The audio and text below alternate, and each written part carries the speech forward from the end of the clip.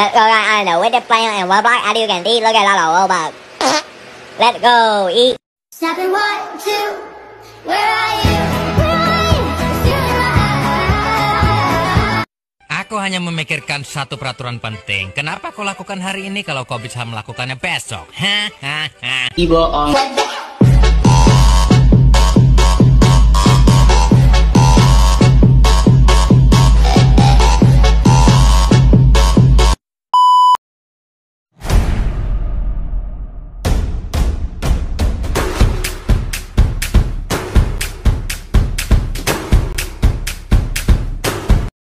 Assalamualaikum warahmatullahi wabarakatuh. Di sini saya Widya Astuti dari kelompok 7 ingin membahas tentang langkah-langkah pengembangan tes dalam mata kuliah evaluasi pembelajaran PAI dengan dosen pembimbing Ibu Ria Maharani, SPDI, MPDI.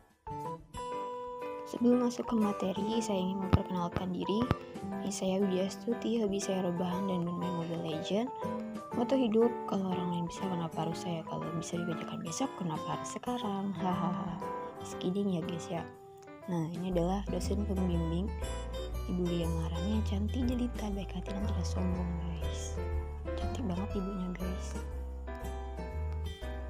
Nah, kita masukkan materi yang akan saya bahas, yaitu pengertian tes, bentuk-bentuk tes, ciri-ciri tes yang baik, dan langkah-langkah pengembangan tes. Pengertian tes. Tes berasal dari bahasa Latin Prancis, yaitu testum, yang berarti sebuah piring atau jambangan dari tanah liat yang digunakan untuk memilih logam mulia dari benda-benda lain seperti pasir, batu, tanah, dan sebagainya. Tes dapat didefinisikan sebagai suatu pertanyaan atau tugas atau seperangkat tugas yang direncanakan untuk memperoleh informasi tentang trait atau atribut pendidikan atau psikologi yang setiap butir pertanyaan atau tugas tersebut mempunyai jawaban atau ketentuan yang dianggap benar. Kita masuk ke materi selanjutnya, yaitu bentuk-bentuk tes. Dari segi bentuk soal dan kemungkinan jawabannya, tes dibagi menjadi dua, yaitu tes esai atau uraian dan tes objektif. Selanjutnya ada pengertian tes esai.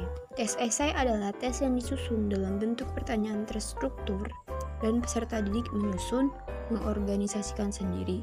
Tes esai ini sangat bermanfaat untuk mengembangkan kemampuan dalam menjelaskan atau mengungkapkan suatu pendapat dalam bahasa sendiri.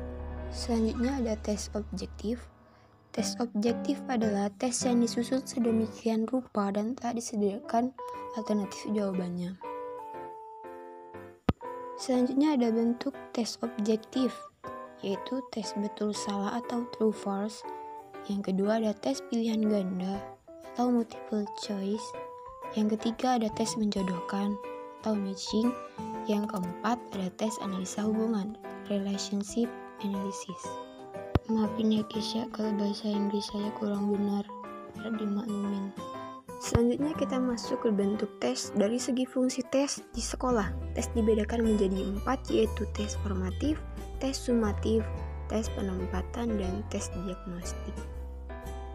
Terus kita masuk pengertian tes formatif, yaitu tes yang diberikan untuk memonitor kemajuan belajar selama proses pembelajaran berlangsung. Tes ini diberikan dalam tiap satuan unit pembelajaran. Yang kedua ada tes sumatif, yaitu diberikan dengan maksud untuk pengetahuan penguasaan atau pencapaian peserta didik dalam bidang tertentu. Terus yang ketiga ada tes penempatan. Tes penempatan adalah tes yang diberikan dalam rangka menentukan jurusan yang akan dimasuki peserta didik. Yang keempat ada tes diagnostik, yaitu tes yang digunakan untuk mendiagnosis penyebab kesulitan yang dihadapi seseorang, baik segi dari intelektual, emosi, fisik, dan lain-lain yang mengganggu kegiatan belajarnya. Kita masuk ke materi yang berikutnya, yaitu ciri-ciri tes yang baik. Yang pertama ada validitas, yang kedua ada reliabilitas, yang ketiga ada objektivitas, yang keempat praktikabilitas, dan terakhir ekonomis. Validitas adalah suatu tes disebut valid apabila tes tersebut dapat tepat mengukur apa yang hendak diukur. Yang kedua ada reliabilitas. Suatu alat ukur dikatakan reliable apabila alat ukur itu dicobakan kepada objek yang sama secara berulang-ulang, maka hasilnya akan tetap sama, konsisten, stabil, atau relatif sama. Objektivitas adalah sebuah tes apabila dalam melaksanakan tes itu tidak ada faktor subjektif yang mempengaruhi. Hal ini terutama terjadi pada sistem scoring. Yang keempat, praktibilitas adalah suatu tes yang memiliki praktibilitas yang tinggi apabila tes tersebut bersifat praktis dan mudah pengadministrasiannya. Tes yang baik adalah yang mudah dilaksanakan, mudah pemeriksaannya, dan dilengkapi dengan petunjuk-petunjuk yang jelas. Yang kelima, ekonomis adalah pelaksanaan tes yang tidak membutuhkan ongkos atau biaya yang mahal, tenaga yang banyak, dan waktu yang lama. Materi terakhir adalah langkah-langkah pengembangan tes. Yang pertama, pengembangan spesifikasi tes. Spesifikasi tes adalah suatu ukuran yang menunjukkan keseluruhan kualitas tes dan ciri-ciri yang harus dimiliki oleh tes yang akan dikembangkan. Yang kedua ada penulisan soal, yang ketiga penelaahan soal, yang keempat pengujian butir-butir secara empiris, yang kelima ada penganalisisan hasil uji coba, dan yang terakhir ada pengadministrasian soal. Sekian yang dapat saya presentasikan. Saya mohon maaf apabila banyak kesalahan kata yang telah saya ucapkan, karena saya hanyalah manusia biasa yang tak luput dari kesalahan. Thank you for watching. Jangan lupa like, comment, and share ya guys ya. Terima kasih. Assalamualaikum warahmatullahi wabarakatuh.